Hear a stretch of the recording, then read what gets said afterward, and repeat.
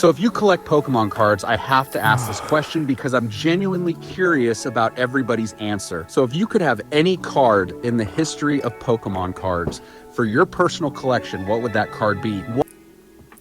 Simple. The answer is real simple. This answer is going to be Oricorio from the Charizard UPC, right? Well, why? Well, there's no Arcanine cards that I really want, except maybe like the Blaine's Arcanine. But with time, maybe I'll go ahead and get that one. Until then, I think it would be really cool, real funny if we somehow manage to pump the Oricorio in a tag slab as a community. I think that would be cool, especially all my 203 subscribers. If you guys are considering grading with tag, maybe grade this card and see how much we can pump this card. I think that would be pretty cool. No, but let's get to the real subject and real topic of today's video, and we're going to be talking about the grading report for March. We're talking about all the grading companies. All the numbers got finalized, they already got publicized, so we're going to be talking about them. And here's the cool thing about it.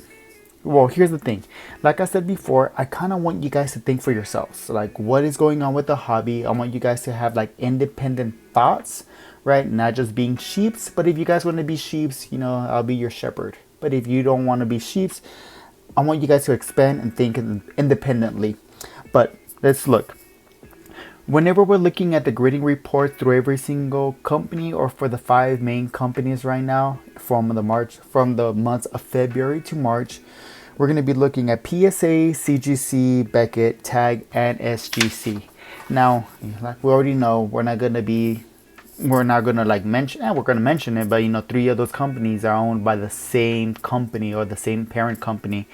But every single one of them, every single company, the numbers increase from the month of February to the month of March. Whenever we're looking at PSA, in the month of February, they graded 1.86 million cards. And in the month of March, 2.17 million. That's insane. That's a crazy amount of numbers. Like, it really is, regardless. I mean, but we understand that PSA is doing this, and they've constantly been doing this for a while. But whenever we start looking at all the other numbers for every single grading company, they all went up in the month of March. SGC went from 451,000 to 600,000. Beckett went from 88,000 to 106,000. Tag went from 44,000 to 47,000. SGC went from 41,000 to also 47,000. The only thing that I like to point out is, I don't know why they did this. Maybe they beat them by like a couple numbers, right? But they went ahead and put SGC over Tag, because God forbid Tag ever wins at anything. Even though slowly but surely we've been covering this, but some of these Tag slabs continue selling for PSA prices or even more than that.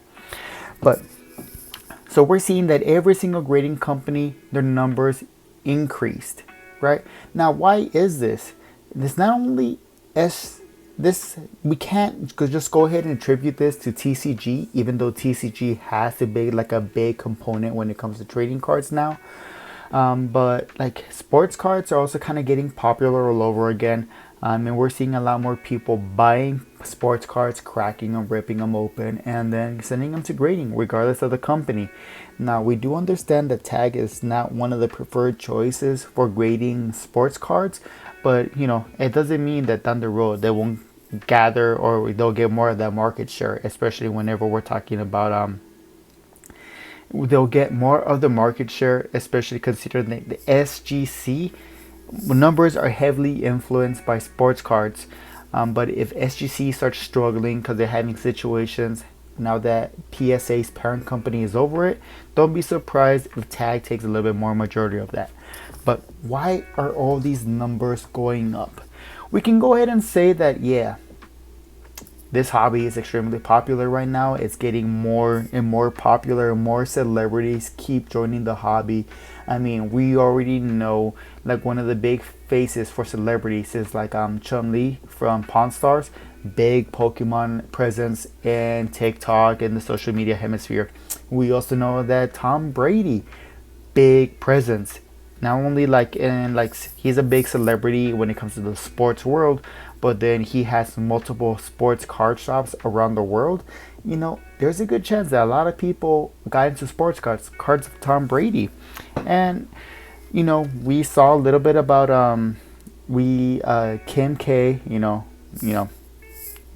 jumping into the hobby for whatever reason, maybe to get like a little publicity, and so on and so forth. A lot more people really coming open about not grading cards, but jumping into the TCG hobby, and maybe even grading cards. But why did the numbers jump up from February to March? Now, one of the things that I'm going to go ahead and attribute this jump is going to be to income tax. There's a good chance that a lot of people did receive their income taxes, and if they were poor enough or they're overpaid, they got some money back from the IRS. And what did they decide to do? Well, they didn't. I mean, there's a good possibility they didn't put it to their like emergency fund. They didn't put it to any kind of their debt, any of the bills. Maybe they went ahead and graded some of these cards that they have in order to flip them over and make more money in return. Now, people who struggle will take big risks. I'm not judging you if you did, but if you did, like, understand that maybe that's probably not the best thing that you should be doing with your money, but I'm not going to judge you. I'm not going to hold you back. You do whatever you want. But I do feel like maybe a big reason why these numbers went up from the month of February to March has to do with income tax. Maybe also a lot of more people are kind of recovering from the fact that the holidays are past us. So, maybe they paid off some of that debt and they have a little bit more disposable income. But are we going to see the same numbers going into the month of April from every single grading company? And honestly, this is where I'm starting to believe that maybe we won't. I mean, as this conflict overseas with Iran and the United States keeps going on, it really is affecting people in stateside. When we're talking about gas prices, I mean, there's a lot of controversies with that, right? I'm not really trying to get to politics, but whenever the gas prices keep going up, less disposable income is going to be out there to indulge in your hobby. Factor this with most of these grading companies keep increasing their prices and having longer submissions, there's a good chance that we're going to see some of these numbers going in the future drop down. I do believe that tags numbers are going to go down. We'll see how much they go down by, right? I still don't think the numbers will really reflect in the month of April. They'll really reflect in the month of May. So we'll keep talking about that whenever that time comes. But 47,000 is a good number for tag. I mean, as you guys can see, their year-over-year percentage has gone up by 187%, and that's really good for a small company who only had 30 people to start off with, and now they're up to 114 working individuals. I wonder how much the numbers are going to go up by with their submission centers opening up across the world, and if we ever get remote grading, how much more those numbers are going to go up, right? It's one of those things that I look forward to, and this is the kind of data that I like seeing. Like, don't get me wrong, I love looking at the slabs. I like having the slabs in my collection, right? But it's like half the time whenever I'm having conversations with my coworkers, they ask me, is this sustainable? And I want to say no. I really want to say no. Like, I don't think this is sustainable, but this might be the norm. And this might be the norm going forward.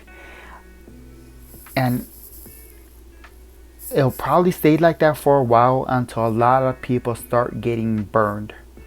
But we're going to have to find out to see what's the reason. Why are people going to start getting burned? Is it going to be through PSA's greed? Is it going to be to tags greed? Or any of these companies' greeds, right? Because, I mean, their turnaround times are not decreasing, but the prices keep going up. That is pretty greedy. And whenever we're talking about greed, I'm going to be going into the next topic of today's video, and it's going to be like, there's a lot of greed in this hobby.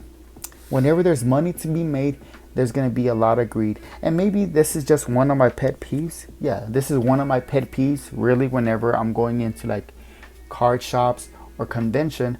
But if I walk into your table or into your shop, and if I don't see that you have any of your cards labeled or marked at price, that really discourages me from doing any kind of working or buying any cards from you.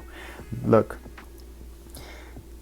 we already talked about, and I don't know how it is in your guys' cities, on your guys' state, but multiple card shops keep popping out every single month, right? Every single month, a new card shop pops up.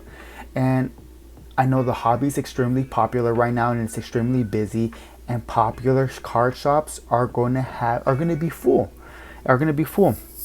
And are going to be full with clients. There's going to be a lot of turnaround, a lot of handing over. So marking some of these cards is going to be extremely hard, right?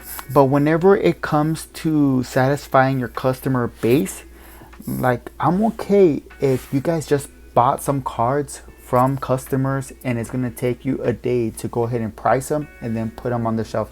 That's part of the business. I think it's extremely lazy when shops or vendors don't do that, because it prevents customers like myself, like you, from getting a good deal. Now, why do I say that? Look, we are in the era of the TCG, right? We're talking about not only Pokemon, but we're One Piece. We're talking about sports. You're seeing Lorcana. You're seeing every single kind of TCG popping off. So maintaining or knowing knowledge of every single price of every single card is going to be impossible. It simply is. It's going to be impossible. And the trends of the day or of the week fluctuate. They vary so much, right? Cards can be going up, down, up, down.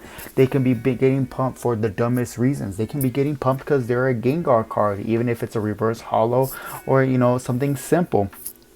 They could be like, they might be going down on value because it's just part of a non-popular set, right? We talked about this with Perfect Order. Congratulations. Sorry. It's a quick side note. Rocket Grunt Mandy, we've already talked about her collection in the channel, but congratulations on pulling your gold Zygarde. Apparently that is one of the rarest cards in the Mega Evolution block. That gold hyper rare card. So congratulations on your pull. She sent me a picture of it through Discord. We saw it. Horribly off-centered, right? Top heavy, so it's not gradable, but you managed to pull a chase card of a modern set. So congratulations for reals. Hey, I'm happy for you. Regardless if you don't like Mega Zygarde, not everyone gets lucky, and your luck, yeah, I don't know, is it bad that you pulled that? I mean, I pulled the SAR Mega Zygarde in the Japanese set, but that is Japanese.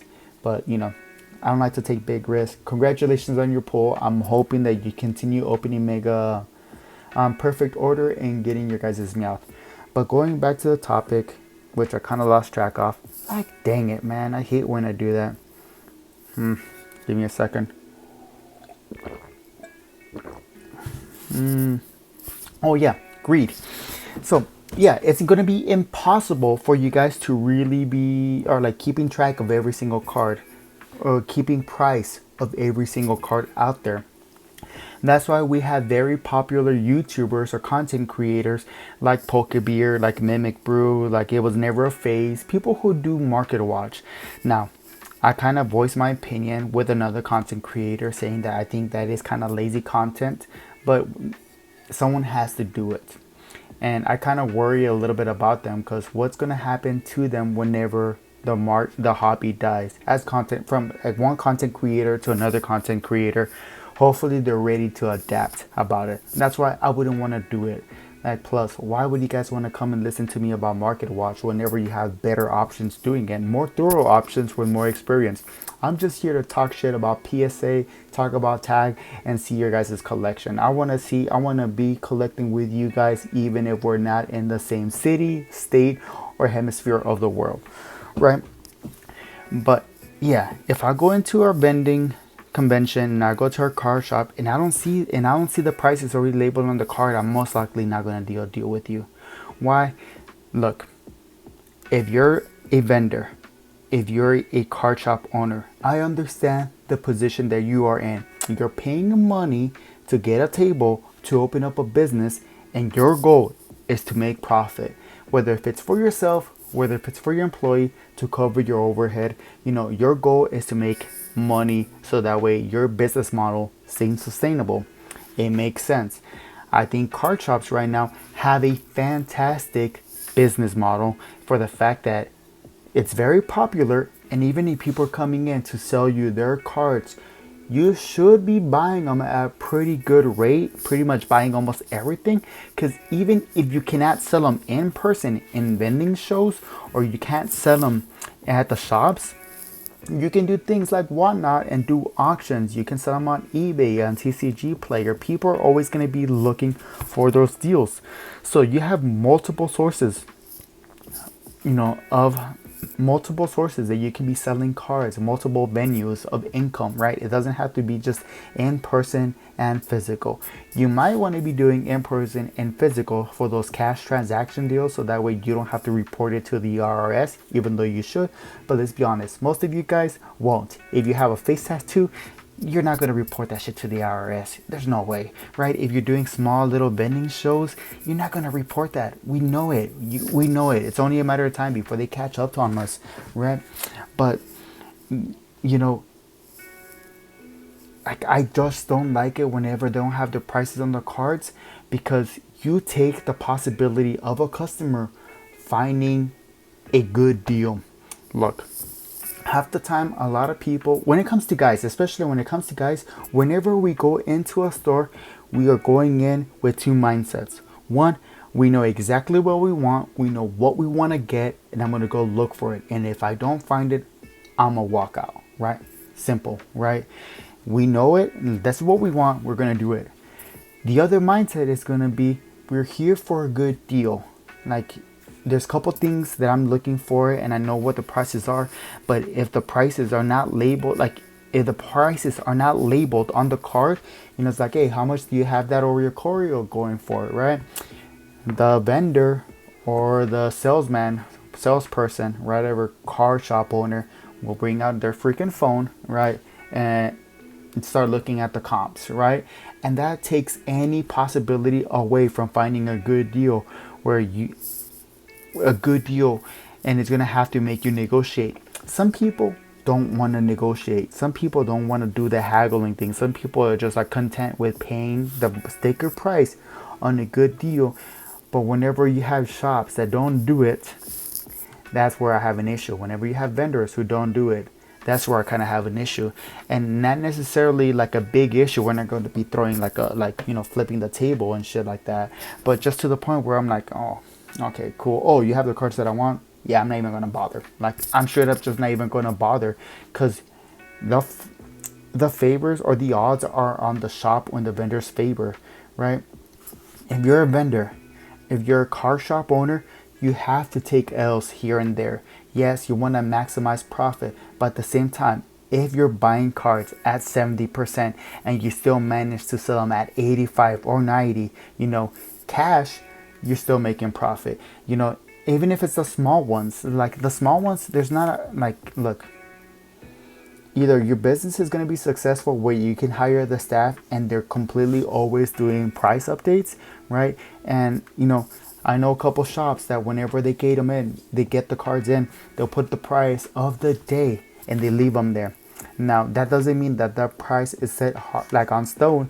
Like, half the time, whenever I'm just looking to buy more Oreo Choreos, I see that they have a big stack, and I'll be like, hey, that stack, I see you got 5 or 6 of them. I'll go ahead. Can I go ahead? I'll take all 6 of them. I'll take all 7 of them.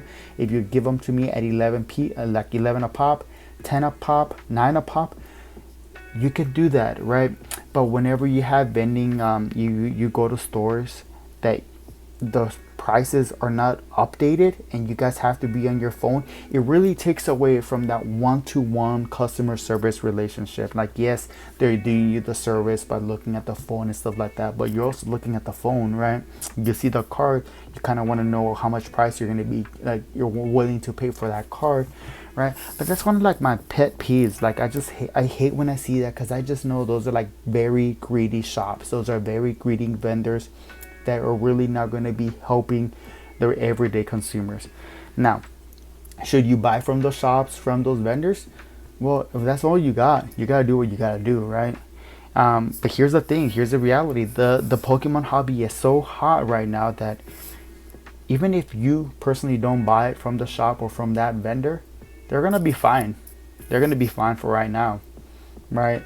A lot of parents are getting suckered into this hobby by their kids, right? And the parents generally want to make their kids happy, that if they see a card like that, like they don't know anything about it, they just see, oh, that's a Pikachu. Oh, this is a red Pikachu. Oh, this is a blue lizard Pikachu, right? To them, everything's a Pikachu, but they're like, I don't understand why this card is $5, that card's $11. I don't know why that piece of cardboard over there is $200, right? But if they care, they love their kids, they might actually buy it. And some people just don't negotiate anymore. We're kind of lived up in a society, at least in the western part, where negotiation is not something that we do on a day-to-day basis. And you think I'm lying? Think about how many people are buying cars through Carvana. You know, they're buying furniture from IKEA. Why? Because they don't want to go to the shops and haggle with the salesman from car shops, from furniture stores, from anything like that. For the most part, people are just like, they don't want to deal with that. It's too much of an inconvenience that they will pay the sticker price, right? Look, you really have nothing to lose from haggling or trying to get a good deal with people, right? Especially when it comes to these shops, to these vendors. Why? Well, because they're gonna make some money on top of it, and they're gonna have ever incoming like inventory. As a consumer, maybe your money is a little bit more limited. Maybe you're in the tax bracket where you have to pay some money to the IRS. Maybe you're in the tax bracket where you're barely getting any money back from the IRS. Maybe you're in the tax bracket just because you have a kid, you know, you can spend some money in this hobby. You know, to each their own, right? But just consider that whenever you're out there looking cards. To finish this video, talking about greed, I talked about my friend Chris, and I thought of myself, he's a good collector. I think he's a collector, right? But the more and more conversations I have with him, yo, this mofo is a scalper, right? Why? He's asking me if we should do a bending show down the road, right? And I'm like, absolutely, I would do like a bending show for the experience, because why not? I think it'll be a fantastic experience. I think it'll be great for the hobby, for my side of the hobby, and I think it can make good content. And that's even if I decide to record it and do content about it. Because if you guys see, look, Chris, I like helping people out. I really do. I'm a sucker for helping people out, and half the time I'm just having fun, right? I will take my inventory, I will take my cards, you know, I will take whatever I have to sell, to trade, you know, because to me, this is fun. My livelihood is not upon this. So if you're looking for a hardcore negotiator, I might not be your guy. Maybe I am in that day. Maybe if I'm pissed off, absolutely. Maybe if I see some assholes that I just kind of, you know, make it hard for them, absolutely. But I'm trying to see, I think this mofo's a scalper. I really do. Every single day he sends me pictures of Ascended Hero blisters that he's found in stores. You know, he's showing me cards that he's buying at the stores, right? But then he's hitting me up with questions with, how much inventory do you think we should take? How much cards do we need? How much seals should we have? Should we focus on slabs? And to me, my honest answer is like, I don't know. I wouldn't know. I know the best way that we're going to find out is by doing it in person in a small pop-up convention and seeing how that goes, right? But I do think he's a scalper too, because he doesn't like perfect order. You know, even though it is a set that you can buy for MSRP, I'm going to keep holding this shit over your head, Chris. Every single day until you come around, I'm going to hold this shit over you. Perfect Order is a good set. Perfect Order might be the weakest set in the Mega Evolution era, but there's no other set, maybe except for the 30th anniversary, that was gonna maintain or keep up with the hype after Ascended Heroes. I'm sorry, there's nothing. Like, Ascended Heroes is goated, and I'm not saying it's not. I'm not disagreeing with you. I understand what Ascended Hero is. Does it get me all riled up? Like, not really. Like, it doesn't. Like, I'll open up the Mega Dream booster boxes in the Japanese size, and I can tell you this right now, I did not have fun opening up that Mega Dreams booster box. I didn't have fun. It was 10 packs. You got some hits every single time, but I really didn't have fun as much as I have fun opening up any other Japanese set. As for the English stuff, I really don't open up that much English stuff because I got burned so bad prior to the hobby really popping off, where I just don't care. Like, I see more of the English product as an investment. But until you agree with me that Perfect Order is a good set, and I understand why you might not say that it's a good set because it's a small set, but bro, it looks, for right now, for at least the Mega Evolution era, we are going to be getting a 1-for-1 set. Whatever we see in the Japanese side, we're going to be getting that in the English side. Ninja Spinner is pretty good, but I don't think it's that much better than Perfect Order. The only thing that Ninja Spinner has over Perfect Order is Mega Greninja. That's about it. Now, Pitch Black or the Dark Ride set, I'm not excited about that either. I don't think that's going to be a big set. As I was telling my friend Robert, it's like, I'm more curious about what are going to be the other SAR cards in that set. We got to be looking at the video game, looking at which ones are the dark type Pokemons that got Mega Evolutions, the new Mega Evolutions, and those are going to be the cards that we will see as the SAR variants in that set.